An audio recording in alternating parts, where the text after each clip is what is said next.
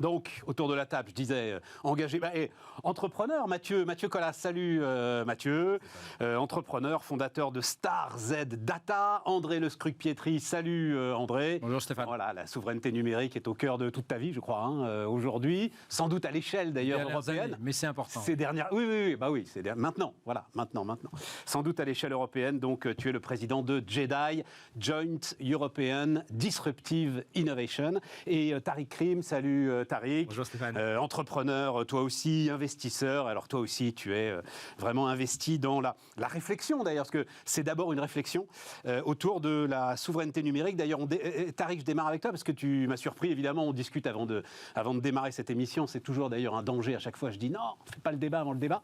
Mais en l'occurrence, là, j'ai commencé à apprendre un truc, mais on va apprendre plein de trucs pendant 1 heure. Il n'y a qu'en France qu'on se pose cette question de souveraineté numérique, tu me disais, Tariq. Disons que c'est un sujet qui est très français, c'est-à-dire que chaque pays en fait a des problématiques différentes. L'Allemagne, ce qu'elle a besoin de faire, c'est de s'assurer que ses entreprises, son industrie fonctionnent. C'est pour ça d'ailleurs qu'il parle d'industrie 4.0. En gros, c'est comment on va utiliser l'intelligence artificielle pour continuer à produire des voitures. Ce qui est intéressant, ce qui est la singularité en fait de la France, c'est qu'on a eu pendant très longtemps une industrie. Et quand tu dis, attends, je te coupe, quand tu dis l'Allemagne, ce qui la préoccupe, c'est l'efficacité. Donc l'efficacité aujourd'hui, c'est Microsoft. Donc on travaille avec Microsoft, point à la ligne, quoi. Si vous nous protégez des Chinois qui nous piquent nos brevets, pourquoi pas? D'accord. En France, en tout cas, c'était plutôt le cas auparavant. C'est peut-être un peu moins vrai aujourd'hui. On a une industrie singulière dans l'informatique. On a été leader dans les télécoms. Alcatel a été leader mondial, on l'oublie. Bien sûr. Dans les années 90, un téléphone mobile, ou je crois même 2 téléphones mobiles sur 3 étaient fabriqués en France. Sony Ericsson fabriqué en France. On a quasiment tous les brevets là-dessus, le MP3, le MPEG, donc tout le savoir-faire. Tout ce qui fait en fait la puissance des GAFAM a d'ailleurs été inventé en Europe, puisque Linux a été inventé en Finlande, Python, qui sert à l'intelligence artificielle, a été inventé en Hollande, et évidemment, le web a été inventé en Europe. Donc c'est dommage. Et on n'en a rien fait. C'est pas qu'on n'en a rien fait, c'est qu'on n'a pas su... à l'époque, il faut se rappeler, en 93, et ça c'est très drôle, c'est qu'en 93, le focus de la Commission européenne, c'est le diesel propre. Le fameux truc qui a envoyé les patrons de certaines entreprises en prison pour avoir fraudé, comme je le sais bien. Et aux États-Unis, c'était les autoroutes de l'information. Ouais. Et donc, dès le départ, il y a une vision, on s'est aligné et on a construit une industrie avec des briques qui ont été quasiment toutes inventées en Europe. Quand tu regardes la biographie d'Elon Musk, on le sait assez peu quand même, il débarque en Californie, et donc il vient du Canada, avec son frangin, et le premier truc qu'il crée, ce sont les pages jaunes en fait. C'est sur Internet, mais c'est les pages jaunes en Californie, et nous on l'a sur le Minitel depuis 10 ans.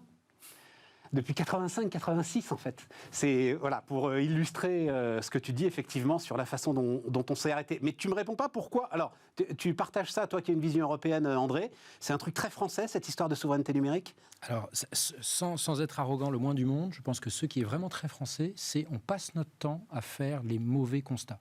C'est-à-dire que probablement on n'avait pas compris l'impact qu'auraient ces fameuses autoroutes d'information. Et aujourd'hui, on continue à penser, j'en donne un parmi 10 et on en parlera sûrement, aujourd'hui qu'on pense que c'est un problème d'argent. Et donc on passe son temps à créer des fonds, alors qu'il y a de l'argent partout. Ce qu'il faut, c'est plus de la stratégie et de se poser la question, c'est quoi le coup d'après? On passe notre temps à mettre trop d'argent et en plus à réinventer les industries. On est en train de refaire la même chose sur le spatial et les semi-conducteurs. Donc c'est pas juste un sujet digital. Mathieu, allons-y, rentrons dans la définition à la limite. Donc moi j'ai été regarder, alors c'est marrant d'ailleurs, mais je te l'écrivais Mathieu, donc j'ai regardé sur Google la définition de la souveraineté. Souveraineté, tu tapes sur Google. Donc souveraineté, comme dit Google, et donc citant d'ailleurs Larousse, je crois que j'ai été regarder Larousse. Non, même pas sûr. Non, c'est la définition officielle du gouvernement français. La souveraineté se définit comme la détention de l'autorité suprême. C'est très français. C'est très 5e République, si on peut dire. Et comment tu voudrais la définir autrement, la souveraineté? Je pense que la souveraineté, c'est d'abord la souveraineté des citoyens, c'est-à-dire le fait d'une communauté qui se met ensemble, qui fait nation. Oui, mais qui détient l'autorité suprême. Oui, la souveraineté appartient à la nation. Le mot suprême pose problème, parce qu'il y a un petit côté leader maximo qui aujourd'hui pose problème. C'est que, quand je parle d'un problème d'erreur de constat, c'est qu'aujourd'hui, on a une espèce de pensée unique du numérique. Et qui fait que... Alors, dis-moi, c'est quoi la pensée unique du numérique? C'est la Startup Nation. C'est le fait qu'il faut créer des licornes. Mais licornes, pourquoi? Ça, Tariq, je reprends tes mots, c'est ce que tu disais. Il va nous en parler, oui. Alors, peut-être une petite chose quand même avant qu'on passe à autre chose, c'est aussi un produit d'exportation français. Depuis quelques années, et encore plus avec la nouvelle coalition allemande, c'est un sujet en Allemagne. J'étais encore hier. Oui. La souveraineté numérique, tu veux dire? Alors, évidemment, ça devient un sujet très européen, c'est-à-dire que les Européens du Nord, ils ajoutent le mot ouvert. Alors, ils mettent souveraineté numérique ouverte. Donc, vous voyez le paradoxe, évidemment. Donc, en fait, ils essayent de ménager la chèvre, le chou. Et donc, en fait, c'est comme avec la taxonomie, on passe beaucoup de temps à débattre sur le thème au lieu finalement probablement de faire. Bon, mais alors attends, parce que c'est le risque évidemment que j'avais identifié sur ce débat, c'est que on part dans tous les sens. Ok, démarrons avec les licornes, démarrons avec cette histoire, comme tu dis, de pensée unique. Où est le problème, où est le sujet dans l'idée, effectivement, de mettre le paquet sur la croissance des entreprises du numérique et du digital, puisque c'est ça le sujet autour des licornes, de la Startup Nation. Alors, le sujet est très vaste, mais il y a deux choses. D'abord, je pense que tout ce qu'on fait dans le monde d'aujourd'hui doit avoir une certaine finalité sociétale. Alors, peut-être économique, c'est plus restreint, mais sociétal au sens large, impact climatique, partage des richesses, etc. Aujourd'hui, juste faire des licornes pour faire des licornes a peu d'intérêt. En plus, aujourd'hui, il faut bien voir que les licornes, c'est juste des valorisations données par le dernier investisseur. D'accord. Ça, c'est une chose. Deuxième chose, c'est ça a peu d'intérêt. Enfin, ce sont des entreprises qui sont branchées sur... Je ne pense pas avoir dit que ça avait peu d'intérêt. Je dis juste qu'aujourd'hui, c'est le constat qui est fait qu'il manque de l'argent est un problème vraiment d'appréciation de ce qui se passe. Donc juste viser la taille a pas beaucoup d'intérêt parce qu'aujourd'hui, on a certes 26 licornes en France, mais on oublie de préciser qu'il y en a 117 au Royaume-Uni. Donc la question dans le monde d'aujourd'hui n'est pas de savoir si on est bon, la question est de savoir si on est aussi bon que les autres pour atteindre cette certaine André, souveraineté tu peux pas numérique. me dire d'un côté, puis je vais évidemment vous faire agir. Tu peux pas me dire d'un côté, il y a une pensée unique autour de donc Startup Nation et autour des licornes, et en même temps, le problème c'est qu'on n'en a pas assez. S'il y a une pensée unique et si on essaye de concentrer tous les moyens là-dessus, c'est justement parce qu'on sent qu'il n'y en a pas assez et qu'on en voudrait plus. Oui, mais la question c'est pourquoi est-ce qu'on en a besoin Il est absolument évident qu'on a aujourd'hui besoin pour fabriquer l'économie du 21e siècle. Enfin, ça me paraît évident. De réformer l'économie. Et aujourd'hui, il y a très peu d'entités qui se sont restructurées elles-mêmes. Et donc, en fait, ces startups jouent le rôle de catalyseur, de poil à gratter. C'est essentiel. Ce que moi, je remets en cause, c'est cette fascination du milliard de valorisation qui aujourd'hui est quelque chose de totalement abstrait. Deuxième chose, le fait qu'il faut savoir se comparer. Troisième chose, qu'on a souvent tendance, quand on se compare, à se comparer à Londres et à Berlin, alors que le vrai sujet, il est que ces startups, cette nouvelle économie, elle amène avec elle des valeurs. Les technologies amènent des valeurs avec elles. Et donc aujourd'hui, la question, c'est est-ce qu'elles portent nos valeurs? Et on est beaucoup plus proche de ce qui se passe à Londres, à Berlin, que de ce qui se passe à Pékin ou à Palo Alto. Donc, est-ce qu'on ne se trompe pas de combat? Et enfin, dernière chose, est-ce que véritablement, on n'est pas juste en train de voir un phénomène de rattrapage? On est en train de vivre... Très bien, mais même si c'est un phénomène de rattrapage, pourquoi pas? Mais on se trompe de combat. Tu approuvais, Tariq.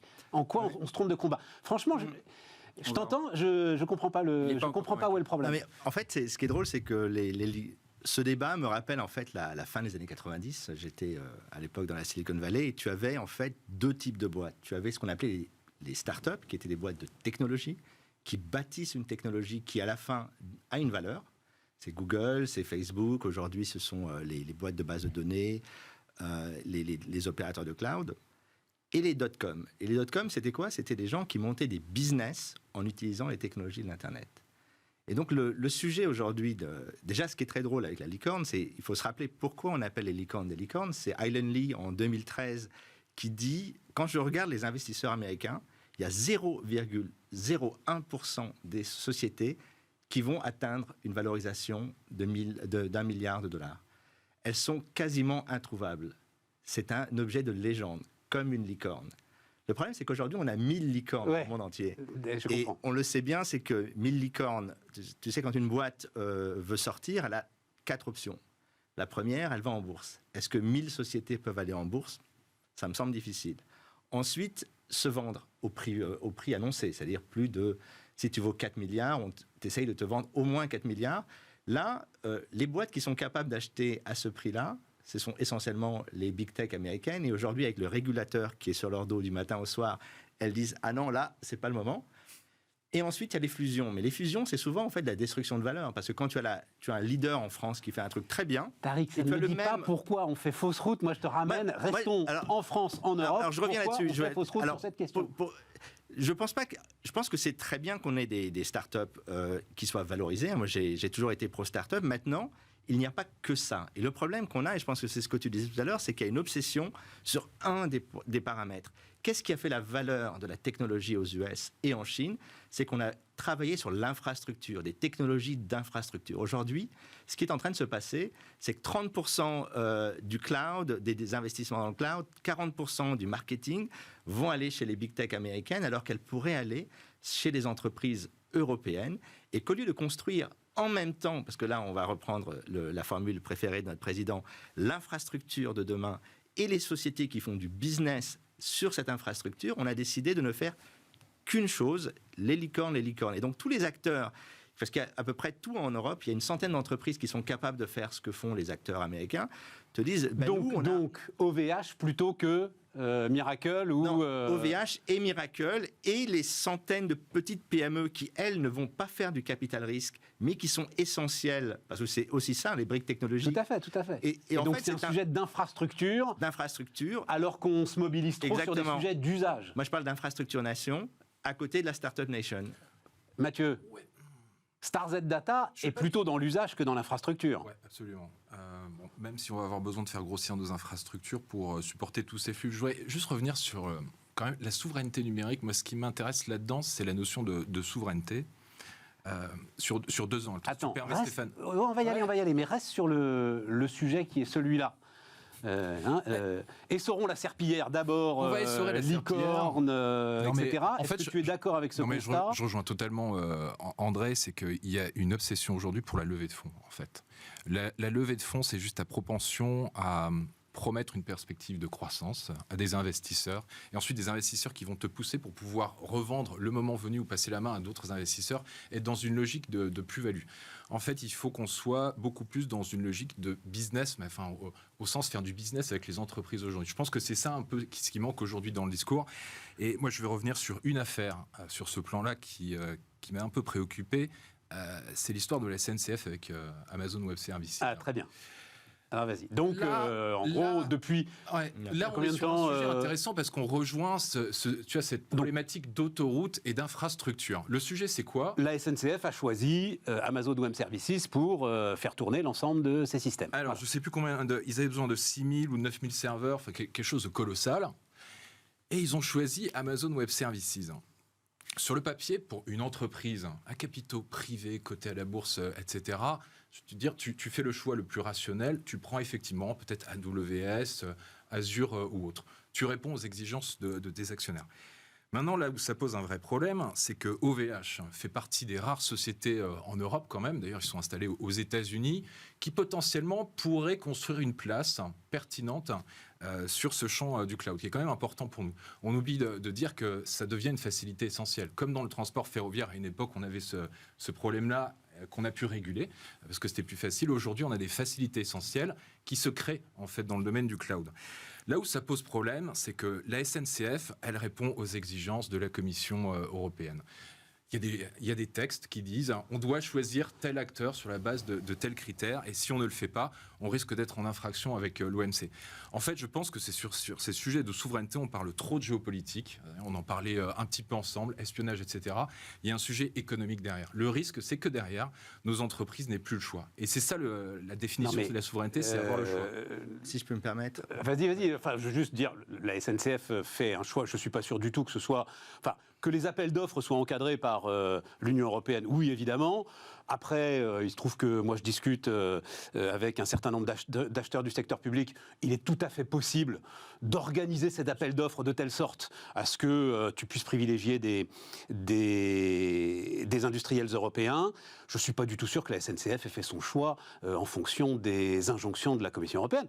Peut-être que tout simplement, c'est à ce point critique que la SNCF ne veut pas prendre le moindre risque avec un acteur européen de taille moyenne. C'est exactement et là-dessus, Mais Stéphane, Pas leur donner tort. ben non, pas du tout. En fait, on ne peut pas du tout leur donner tort. Ils ont envie de construire un service qui fonctionne au meilleur prix et c'est tout à fait légitime. Maintenant, on a un certain nombre d'entreprises en fait dont les actionnaires sont l'État.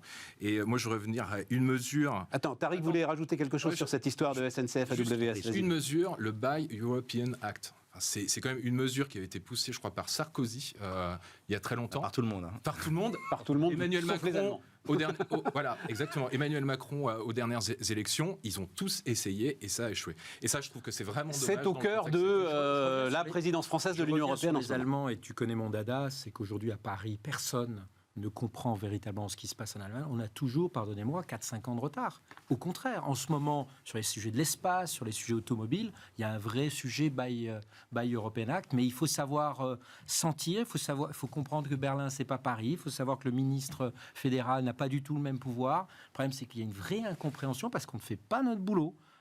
Et puis parce que BMW, quand ils sont en Allemagne, utilisent des acteurs locaux, alors que nous, on va, Renault ou Peugeot va utiliser Google. C'est pas, c'est pas si clear cut parce que la chance qu'ont les Allemands, c'est qu'ils ont gardé, on parle beaucoup des chaînes de valeur en ce moment, c'est qu'ils ont gardé ces chaînes de valeur. Nous, on a quand même déstructuré l'industrie pendant 20 ans. C'est un autre sujet, là. On est en train, c'est très intéressant, mais c'est un autre sujet. C'est-à-dire qu'aujourd'hui, il n'y a pas... Oui, enfin, BMW n'a pas eu plus de semi-conducteurs que Stellantis, tu vois. Enfin, ils ont été dans la même panade que tout le monde. Hein. Tout à fait, oui. Enfin, Infineon et NXP sont vraiment à côté de Munich. Mais un exemple sur ce travail qui n'est pas fait. Là, je viens de passer 3 jours à la conférence de sécurité de Munich, où le sujet technologique était au cœur des discussions. Il y avait un peu l'Ukraine, et il y avait la technologie. Il n'y avait pas un Français. Il y avait la ministre des Armées, il y avait M. Le Drian. C'était infesté d'Américains. Je me suis retrouvé dans un débat, il y avait une vingtaine de personnes. Non mais, au sens... Au sens... Voilà, bref. Non mais, au sens littéral. Déjeuner avec 20 personnes, Brad Smith de Microsoft, les personnes de la commission de sécurité pour l'IA, qui est au cœur du sujet, plein de think tanks. Où sont les Français? Donc on est très bon dans le discours. On est très bon sur Bismart et sur plein d'autres chaînes, mais quand il s'agit de faire le vrai lobbying, celui qui s'agit de pousser les trucs, et on entend la même chose à Bruxelles. Revenons sur... Non mais là, il y a un vrai sujet, parce que ce que perçoivent nos partenaires de nous, c'est un discours, mais dans les faits, bien sûr, la SNCF achète de l'AWS, et ça, c'est vraiment remarqué à l'étranger. C'est-à-dire, il y a le discours et il y a la réalité. Il y a ce que dit M. Breton et il y a la réalité. Tariq. Oui, bon, déjà sur la SNCF, on pensait que le problème, ça allait être Amazon. On a découvert en fait que l'application avait des petits soucis. Oui, mais ça, voilà, laissons de côté, effectivement. Mais je comprends beaucoup de gens... Mais moi, ça m'intéresse. T'as quel avis sur... parce qu'on en avait parlé ensemble sur le Health Data Hub et j'allais vous amener là-dessus aussi. C'est-à-dire, est-ce que la SNCF fait bien, parce qu'elle doit d'abord faire rouler des trains et servir ses clients, de se confier à AWS, ou est-ce que parce que service public, elle doit faire l'effort d'aller travailler avec des acteurs européens? Alors moi, j'ai toujours dressé la limite aux services d'infrastructure essentiels. C'est-à-dire que si une entreprise privée décide d'utiliser Google, elle peut le faire. Après, tout dépend des lois européennes. Maintenant, c'est que si tu travailles dans le domaine du médical, il faut faire très attention à ce que tu fais. Mais si tu es une entreprise, moi, je pense que l'entrepreneur décide. Maintenant, pour les services publics, il y a une question beaucoup plus large. C'est que je sais qu'on veut toujours mettre de côté la question géopolitique, mais elle est au cœur du sujet. L'Internet est géopolitique. Il y a le Cato Institute, en 2001, a dit on va avoir un splinternet. C'était en 2001, donc il y a maintenant presque 21 ans. La Chine, d'un côté, les États-Unis et l'Europe sera entre les deux. Aujourd'hui, quand tu prends les grandes boîtes de conseil françaises, celles qui on parle beaucoup des cabinets de conseil en ce moment, mais où sont les ingénieurs? En Biélorussie et en Ukraine. C'est-à-dire que désormais, l'espace de business de ces entreprises devient un espace militarisé, puisqu'on est à 2 doigts, en tout cas, d'une... Je ne sais pas si on sera sur une guerre conventionnelle, mais la guerre cyber, je pense que tu as dû le voir à la conférence de Munich, a déjà commencé. Donc on est déjà dans une problématique géopolitique. Et ce que je voulais dire, c'est quand Amazon est choisi pour le département de la défense, le projet Jedi, 10 milliards, ou je crois qu'il y a eu la même chose pour le cloud de la CIA, 10 milliards. Et là, on parle d'un cloud de la NSA qui va être entre 10 et 20 milliards. Il n'y a pas un Français sur l'appel d'offres. Pas un. Je parle même pas de la Chine, voilà, c'est Oui, même pas- mais évidemment qu'il n'y a pas un Français sur l'appel d'offres. Enfin, on peut pas. Enfin, on peut même pas être sur les appels d'offres de la SNCF, si tu veux. Donc, Je suis sûr que celle de la- Mais non, voilà, non, mais donc. Non, mais c'est très important parce que la Oui, mais je problématique veux que tu ailles au bout, la Tariq, tout ça problématique m'intéresse. géopolitique, Donc la oui. SNCF fait une erreur, enfin l'État français, je reviens sur le en sujet. n'incitant pas la SNCF à aller sur des Très acteurs brièvement, européens, vas-y, fait vas-y. une erreur stratégique. Voilà Il y ce a, que tu es en deux train de nous choses. dire. Oui, je pense qu'il y a un travail de court terme, c'est d'aller au plus rapide, et il y a un travail de long terme. Et le problème de l'État, c'est pas de faire de la politique court terme. La SNCF, c'est un projet qui va exister dans 20 ans, 30 ans. La SNCF, le problème de la SNCF est différent. Veut-on aujourd'hui vivre un peu partout en France? Veut-on avoir une disponibilité? Veut-on avoir un produit qui est résilient? On n'est pas dans le scaling. La population française ne va pas doubler Tu as tous les raison. 3 ans. Tu as raison. Le problème, c'est la résilience. Et je voulais juste revenir sur un point. Et donc, là, on aurait pu faire quelque Je chose pense, parce d'européen. que ce qui est intéressant sur la souveraineté française, je voulais juste le rappeler, c'est qu'on a été totalement souverain à une époque, quand on avait Transpac, le Minitel, alors c'était fabriqué de A à Z en France. Donc on a eu l'expérience souveraine. Aujourd'hui, je ne sais pas si on serait capable de faire la même chose, mais on a su faire. Et à un moment donné, on en parlera peut-être après, on n'a plus su faire parce qu'on a pris des ingénieurs, on les a mis de côté, on a mis des gens qui étaient dans le management et dont, tu vois, quelqu'un comme Bruno Le Maire, quand il parle du cloud de confiance, la seule chose qu'il peut faire, c'est choisir le plus beau des PowerPoint. Il n'a pas d'autre choix technique. C'est triste à dire, mais c'est vrai Bon, qu'on n'a plus tu- de... tu vois, vas-y, Non, je reviens André. sur le Sujet sujet SNCF. du constat. C'est-à-dire que c'est dommage, j'aurais pu prendre une illustration que j'ai faite justement à Munich. C'est cette obsession sur l'argent, mais en fait, ce dont ont besoin aujourd'hui les nouveaux acteurs, les grands comme OVH ou les plus petits, c'est pas d'argent en plus. Non. C'est de contrats. Absolument. C'est Exactement. ce dont ont besoin. Mais le problème, c'est que les C'est gens ce que dit sont Michel sous. Paulin, le directeur Mais général c'est d'OVH. ce que dit tout le monde. Et quand vous regardez aujourd'hui, c'est ça dont on a besoin. Et c'est là. Et très franchement, excusez-moi, si la SNCF nous montrait qu'elle était efficace, c'est pas les quelques centaines de millions qui vont peut-être gagner à court terme. Je veux dire, comme disait Pompidou, une fois que les frontières sont franchies, il n'y a plus de limite. Donc, mettre un peu plus d'argent sur un vrai contrat, peut-être prendre un petit peu des plus Non, mais de c'est pas une consultants question pour les- d'argent en l'occurrence là, c'est une Mais question faire de monter- fiabilité. Mais faire C'est une monter les question de gens en fiabilité. compétence. Mais oui, mais c'est aussi une question de confiance. Il faut- C'est-à-dire- voilà, c'est ça. Alors, et troisième Ça se construit. chose, quand on ne fait que ça, en fait, pourquoi? Parce qu'en fait, la compétence au sein du public aujourd'hui sur cet achat est aujourd'hui très faible. Ce qui fait que quand tu arrives au bout d'un appel d'offres, on se dit on va plutôt aller avec les acteurs rassurants, et malheureusement, ils sont aujourd'hui à l'extérieur, et c'est exactement la même chose, mais ce qui se passe aussi à l'intérieur de l'Europe. Pourquoi est-ce qu'on continue à s'acharner sur Ariane et on ne donne pas sa chance aux nouveaux acteurs? Mais parce qu'on se dit, à la fin, c'est un truc tellement sensible. Alors, les gens d'Ariane vont être furieux d'entendre que je dis ça, mais on ne va pas, on dit Startup Nation, et on continue à confier 99% des contrats dans l'espace, c'est les 3 grands acteurs. Donc, en fait, c'est que du discours.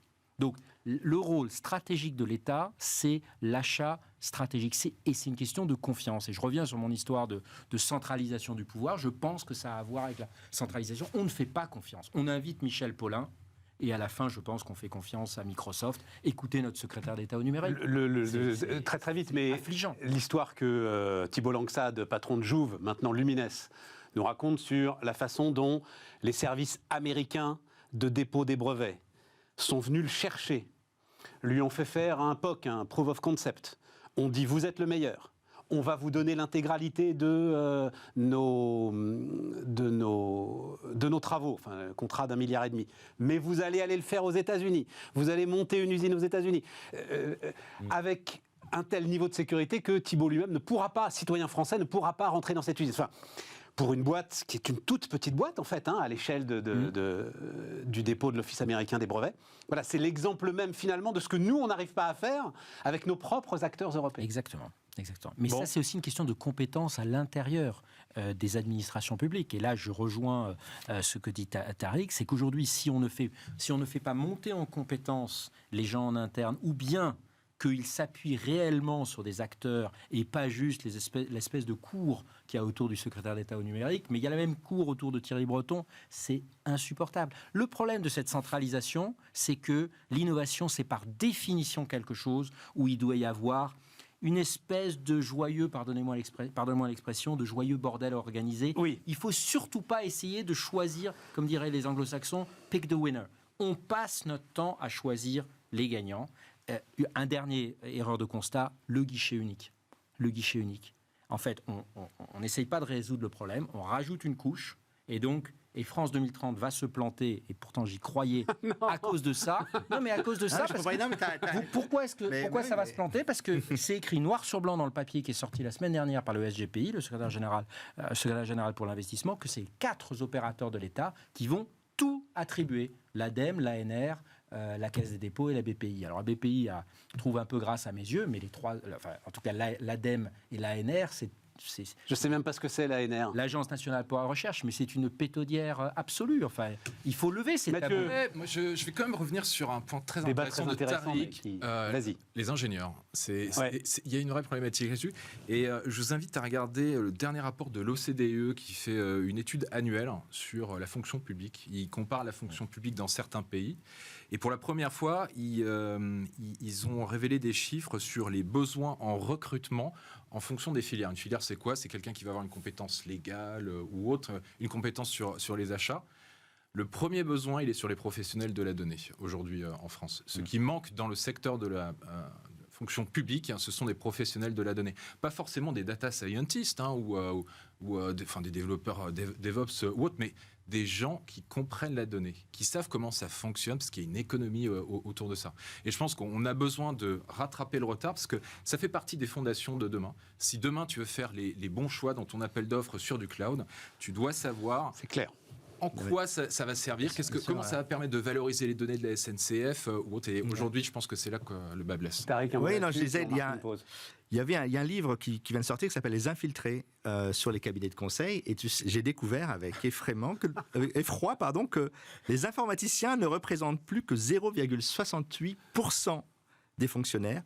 Et les grands ministères n'assurent plus que 10% du travail en interne. C'est-à-dire qu'on n'a plus les gens en interne. On les a laissés partir, on ne sait pas recruter les talents. Et ça, c'est un vrai problème parce qu'ensuite, on va au plus facile. C'est aussi ça. Il y a une crise profonde. Fondamentale. L'État, Amélie de Montchalin, lance une marque employeur pour l'État, en désespoir de cause. Il y a une crise profonde du recrutement public. Ouais. Aujourd'hui dans notre pays. Alors, j'allais dire, ça nous éloigne un peu de la souveraineté numérique. Vous avez raison, non pas tant que ça. Mais enfin, si, quand même un peu. Donc, on va essayer de se raccrocher quand même à ce qu'on peut faire aujourd'hui, maintenant, pour essayer de récupérer un peu de souveraineté. Ou est-ce qu'il faut même récupérer un peu de souveraineté? On se retrouve dans un instant.